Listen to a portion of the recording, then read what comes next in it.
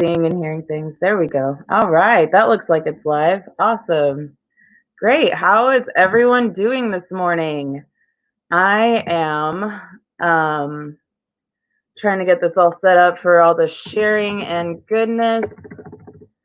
And we all know technology is all super fun. So as some of you know, I started a new contract. So for 60 days, I have a contract.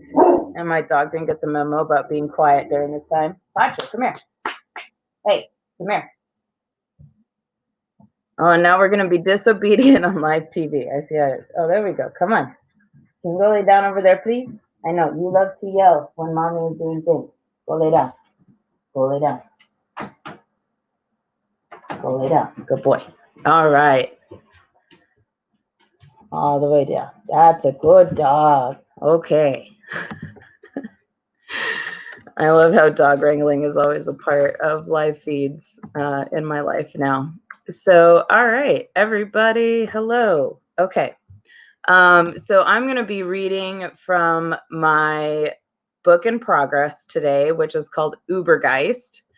And I've been wanting to write this book for a really long time because well, my first book was pretty short and it was like kind of like a scary haunted tale. And then my second book was the docu-poetry from Standing Rock. And then my third book was micro poetry. So I really wanted to put out a full-length long poetry form book because the micro poems were all like less than one page. Like really they were supposed to be just a few sentences because the point of it was to kind of come up with like things that poets could use about branding and all kinds of other stuff. And so get all this shared and then we'll get started. I know everyone's super excited for this because I'm super excited and I'm going to assume everyone else is also super excited. So I was actually hoping to get this book done last year because I was getting a book done a year for 3 years in a row. And so I was like, I should do a fourth book in a fourth year. And when you're running for Congress on a completely people-powered platform, you tend not to have all the time for poetry or the mental energy, but I've managed to get quite a few pages done. So today I just wanted to read a few of the poems for you, I haven't done a real poetry event in a long time and I miss them. I miss all of you. I miss getting up on stage and I miss all the community that we have, but we're going to have some community here virtually. And one thing about the quarantine is I've gotten really comfortable with talking to invisible people. So that's a plus, I guess. Anyway.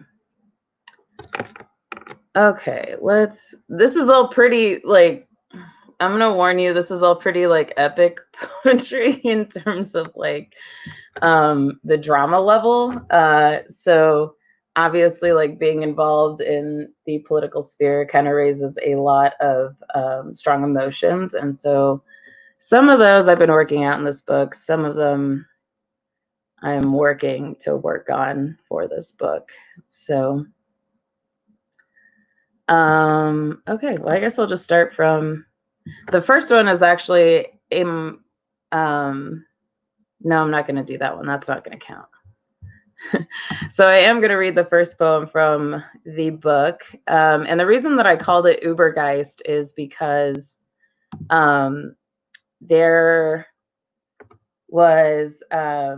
the concept of the Übermensch, right? And so we have the concept of the Übermensch coming from Raskolnikov and the book Crime and Punishment, which is, when I was younger, was one of my like favorite books.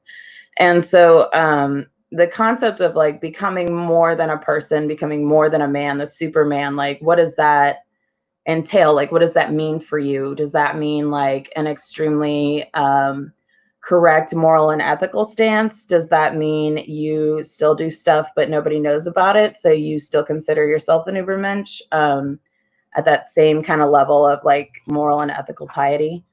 And so I've always like had like really intense battles with my own body in terms of like the way that I've treated my own body, the way that like I've felt in my own body, the way that my own body feels to me. I have like a really significant disease, so it's like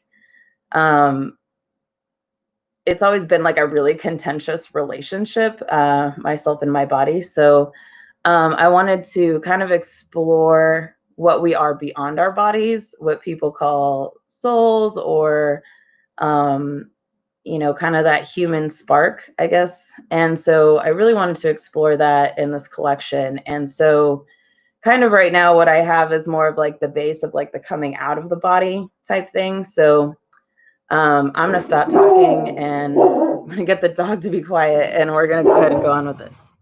Hey, that is the mailman and he has every right to be here on the porch, okay? I need you to go lay down over there. Go lay down. Yeah, go lay down. Okay. Dog wrangling. Lay all the way down. There we go. Good boy. All right. What a good dog. Okay. And also I'm gonna be have to be that poet that's I always hate reading from my phone on stage because it's like, number one, it's little.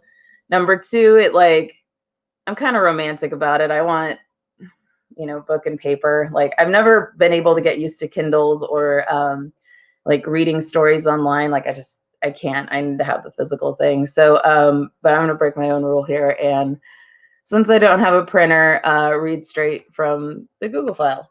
So here we go. Also, this is like the first time I'm like reading these out loud. So this is very much a work in progress. And if I stumble over myself, I'll get better. All right.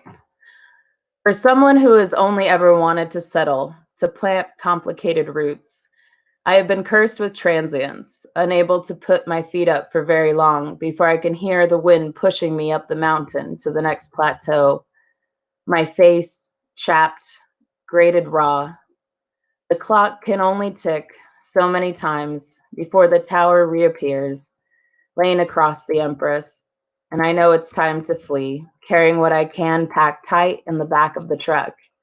Each time praying that maybe this time something will catch long enough for me to unpack the fragile heirlooms I carry with me.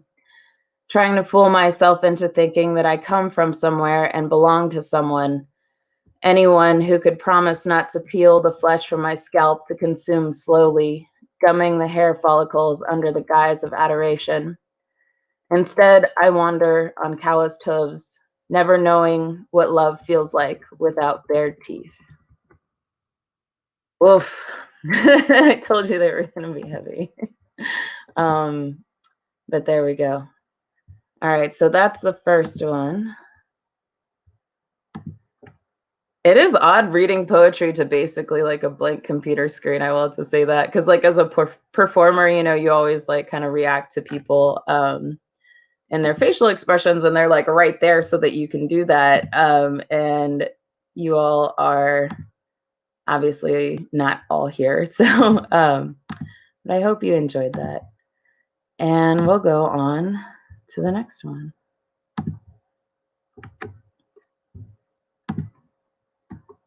Let me see if there's anything like incredibly less dramatic. No. Okay.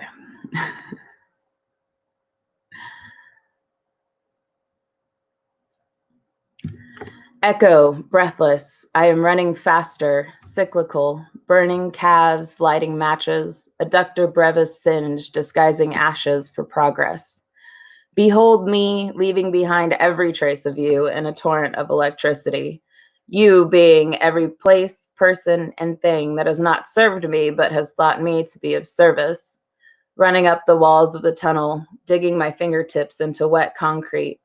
looking down at the dead fish hands lying at the surface of the toxicity I once bathed in and held so dear, mistaking safety for chaos because I know how to keep myself alive so well, an art I have had to master for too long in a world where I have been made disposable. Thank you. Excuse me. So yeah, that poem's a lot about how everything in our society is disposable, and everything to the point that human beings are disposable and are frequently made so. Okay, here's the next one. The most tender of touch with which I crave, electricity deprived. I want to be lit up in incandescent bulbs just to slowly brush the jawline that your ancestors gave you. We exist on parallel lines, always within 2 inches of my tantalistic grasp. This border between us, even though we claim the same land, our hair, which should be braided together, is flying in all directions of the wind. All right. We're getting through. How's everybody feeling? I'm going to check in on the various streams. Oh, we got claps. Awesome. Yeah. Brian, if you'd like to, everybody, Brian Matlock is on here. He's running for Senate and he's listening to me read poetry. Candidate solidarity. I love you, Brian. If you're in Kansas and are signed up to be a Republican, Brian Matlock is like the only person that you should ever vote for whatever office he runs for. He's an amazing person and a really lovely individual, and I've really loved getting to know him. The little bit we've gotten to know each other while trying to run campaigns, but thank you for the support. I appreciate you, and I see you. Supports the Green New Deal, everybody. Yeah, we like that. Okay, everybody else is doing good. Awesome. Okay, let's keep going. I am from an old family, one that has always been dying. I knew loss before birth, ancestors instead of relatives.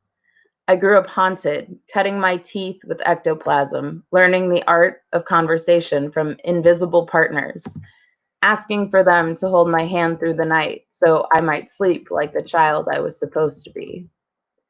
Now I go to bury another relative, become ancestor. I will light the sage they forgot how to, and make my offering to the earth. I will sort through aged black and white photographs, searching for a past, a place to belong, among the voices I can only hear now in my dreams, still wishing for a hand to hold.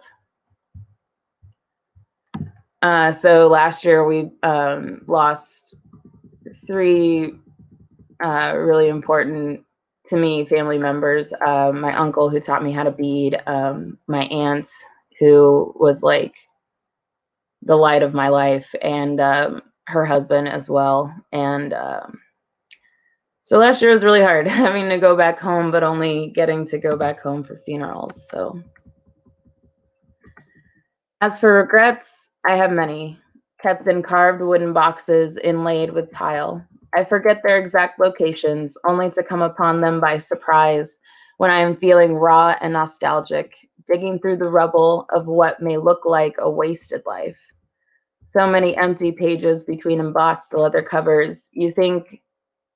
You would have thought I could come up with more substantial things to say. Now I can only mourn. Not regrets, but the times when I thought I was not complete.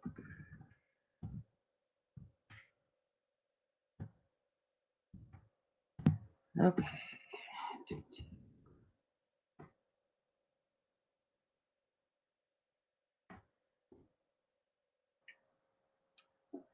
Oh, don't make fun of me for drinking Diet Coke, by the way. Go ahead and make fun of me.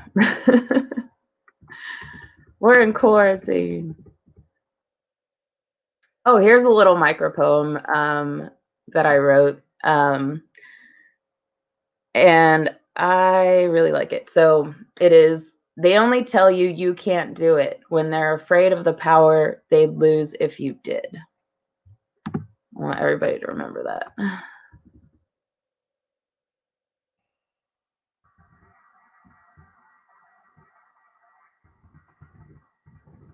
Oh, this is a real dramatic one. Good.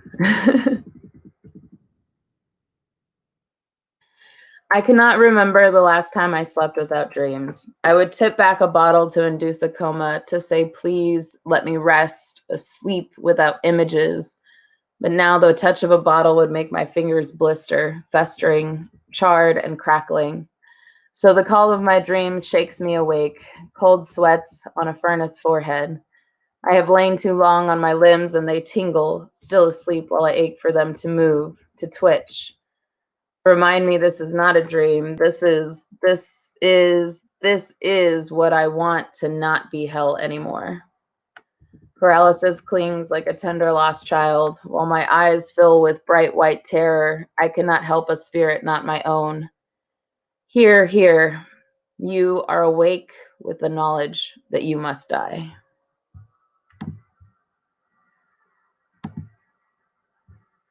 All right.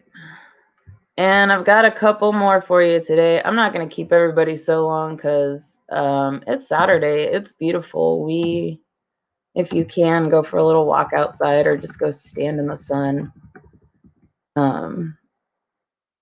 I have been sitting in front of a computer screen forever, so I'm definitely going to have to go look at some like real life things.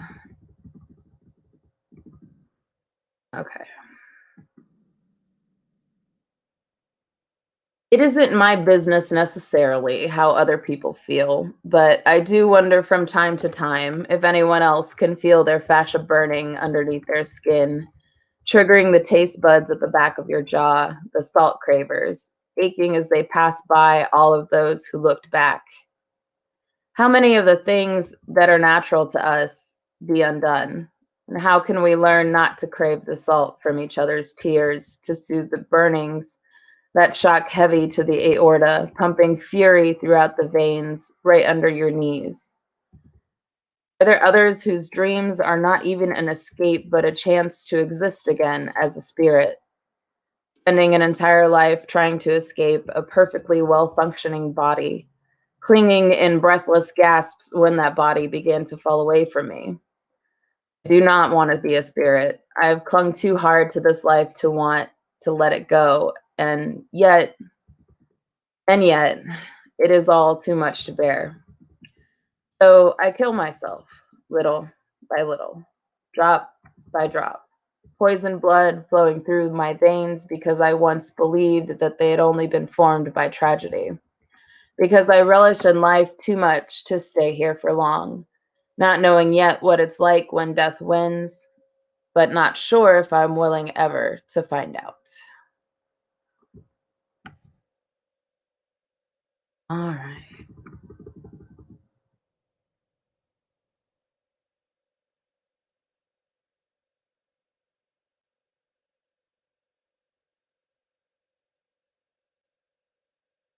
Okay. I'm going through a lot of these because I'll write like half a poem and then I'll be like doing something else. And then I'll come back and write another half of a poem of another one and then do something else and then come back to the first one. So we'll do two more and then we'll call it a day. If you all would like to uh tip me for any of this, I love tips. Just send it to my campaign over at secure.actblue.com /donate/Salazar. Can I say my own name? -2020. And all those dollars go to pay my amazing campaign manager and to pay our rent and put out little pieces of paper with my name on them and face. So I would love it if you could contribute anything. We got really hit hard by the pandemic, but everybody did. So, all right. Second to last one. I am the frustration, the rolling of knuckles across forehead wrinkles. The nostrils fill just enough to breathe, just not with ease. The creases infinite on a dollar bill, too hard won. I am cigarette smoke and split ashes. I am muscle tremor, eye strain, the better to see your follies with my precious. I am the cheat, the easy catch, the patient lying for permission to love a quack. Catch me, I will give you multiple chances, sucking the blood from my knees, spitting out the pebbles of your unwillingness to be steadfast.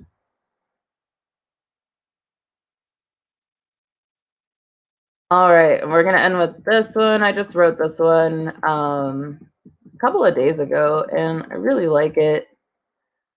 It's not one of those that I like metaphorically tossed on the ground. I was like, this is trash, because it's on the computer, and I'm not gonna throw my laptop. Okay. So here we go. I did want to say thank you all so much for coming today on whatever platform you're on. I'm using StreamYard for the first time. It has a nice little duck in the corner. I like that. Or if you're on Facebook, and my hair is like exploding. So anyway, thank you all so much for being here, letting me read some poetry to you. I cannot wait for us to do this in the future. Maybe we should do like a drive-in poetry theater. Ideas. So I would love to see that. All right. Leave it to me to be prolific, to have destroyed everything so fully that there is nothing left but to put on various suits of armor, to march on various forms of the unrighteous. A bloodless crusade, not for the throats of religion, but for all that I was taught unholy. For the ashes of the bodies of ancestors we were denied as relatives, for the blood that is spilt in the transition of life, death, gender, and peace. That we forget stability is a privilege of the few, but the need, it is the right of all. So bless me, Father, for I am sin embodied, precipice reaching, chubby fingers, far too grabby for their own good. Machinations of an imagination impervious to your criticisms. I am the kaleidoscope of broken glass tossed down the alley, gleaned and cut by a life unkempt, smoothing glass against canines, feeling the glass catch on the papillae of my tongue, meat outstretched to pull off the long hair that seems to be continually fed to me in every loaf of bread. All right, awesome. Well, hey, thank you all so much for joining me today. I'm MG Salazar, poet and all around person of things. So I hope you'll have a great morning. It's Saturday. Enjoy yourself a little bit in the sun. And yeah, keep reading poetry, keep supporting poetry, keep supporting Deanna Munoz and Midwest Chicano podcast. She's doing amazing work and has amazing interviews. So just go click through her Facebook if you've got a minute, and you've got a minute because we're in quarantine. So thank you all so much. Have a great day.